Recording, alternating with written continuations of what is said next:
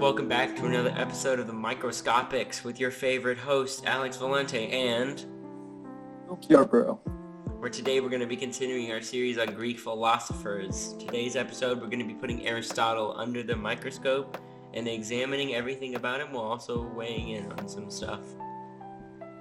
Alright, let's get started. So to start off with the beginning and end of his life, Aristotle was born in 384 BC and surprisingly died in 322 BC, meaning that he lived to be 62 years old, which for the time was just completely unheard of. He lived almost double the lifetime of the average man at the time. He was born in the city of Stagira, Greece. Stagira is located in the central Macedonia. Funny enough, Stagira is the most known for being the birthplace of Aristotle. A park dedicated to Aristotle is located in the remains of the ancient village, and there's a statue to honor him located in the same place. Man, I wish I had a statue to remember me, but I don't do anything important enough. That'd actually be kind of cool. Like, whenever you die, like, I guess a way that people can honor you is just building, like, replica of you. Like, it's pretty cool. I mean, I would want a statue of myself, maybe, like, in front of my house or something. I don't know, that'd be kind of cool. I forget where I saw it, but there was this one quote for some police guy in, like, Illinois. But, he said, your life truly ends whenever all memory of you is forgotten. So, like, having a statue basically immortalizes you. So that'd be nice. Yeah, that is true. I've heard that too. It's like you die twice, and like the second time is the last time anyone says your name. So I do know what you're talking about. All right. Back on the talk of Aristotle. He enrolled in Plato's Academy when he turned 17 years old. He started tutoring Alexander the Great in 338 BC. So Aristotle enrolled in Plato's Academy when he turned 17 years old. It's a few years later, in 338 BC, when he started tutoring Alexander the Great. After this, he started his own school called the Lyceum in 335 BC in Athens, where he spent the rest of his life teaching philosophy. I guess Plato was a good teacher, you know? He taught one of the greatest Greek philosophers of all time. This is true. And because of his teachings, you know? Yeah, especially at the time. Yeah. So. Alright, so some quotes by Aristotle would include, "A friend to all is a friend to none. It is a mark of an educated mind to be able to entertain a thought without accepting it." I don't understand. I'm not smart. That's just not a quote that comes to me. Educating the mind without educating the heart is no education at all. And I mean, I kind of get it. I get where he's coming from, but I still just don't get it. Old quotes are weird.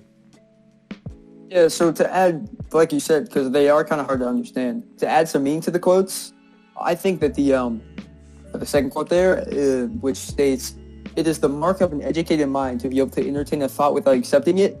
To me, that means that if you're able to put a good amount of thought into something that you don't necessarily believe in, I think what he was trying to get across is that is a great sign of intelligence. Because no matter how much you believe in it, no matter how much you believe it to be true, if you're able to put a good amount of thought into it, then it just goes to further show how intelligent you are. I think you've been holding back in the classroom. That was a very well-educated answer.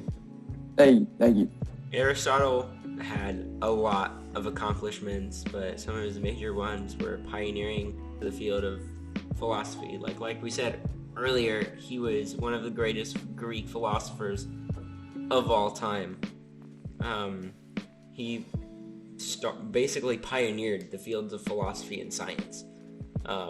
He invented the field of formal logic, studied many different scientific disciplines, along with their relationship between one another, and as mentioned before, even started his own school. So, needless to say, he was a very smart man. And so because he was so smart, a lot of people had very, very, I guess, I don't know if controversial is the right word, but people did, like, have opinions on him. Because he had the final say on philosophy, whenever Democritus proposed the first theory about atoms, Aristotle did not believe in the atomic theory, and thus the theory was rejected. But as we know, Democritus was right, but this goes to show how he was seen in public, because if Aristotle didn't believe it, then at the time nobody else saw it as correct. I guess that just goes to show how big of an impact he had on the lives of the people living in Athens, and how big of an effect he had on their minds as well.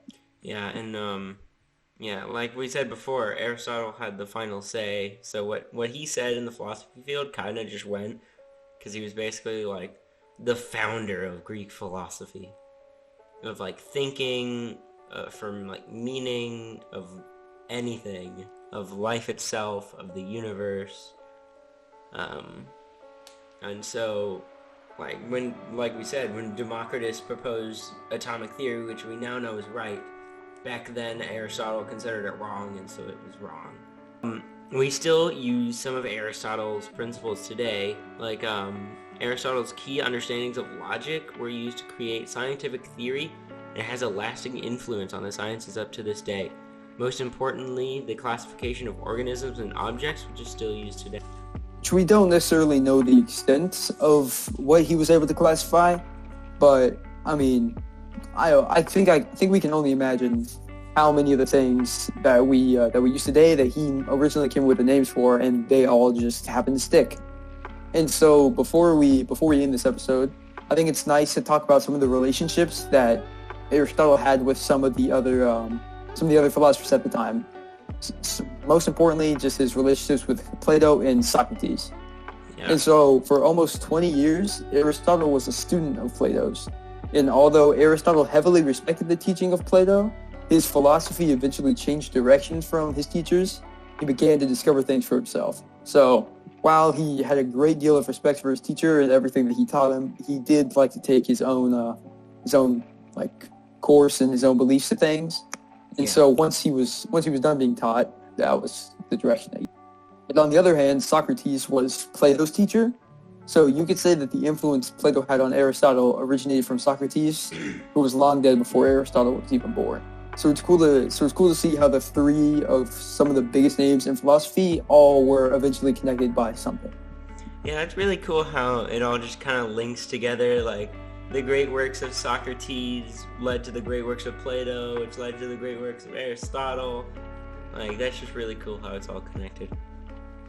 Honestly, it makes sense. The three greatest minds, if their teachings are just taught down from one generation to the next, I mean, it only makes sense that Aristotle is one of the most respected men ever, because he was taught by two of the previous most respected men ever. Mm-hmm. So it just makes perfect sense. All right, well, that's where we're going to end today's episode. All of the links and citations will be after this. We'll see y'all never. Bye.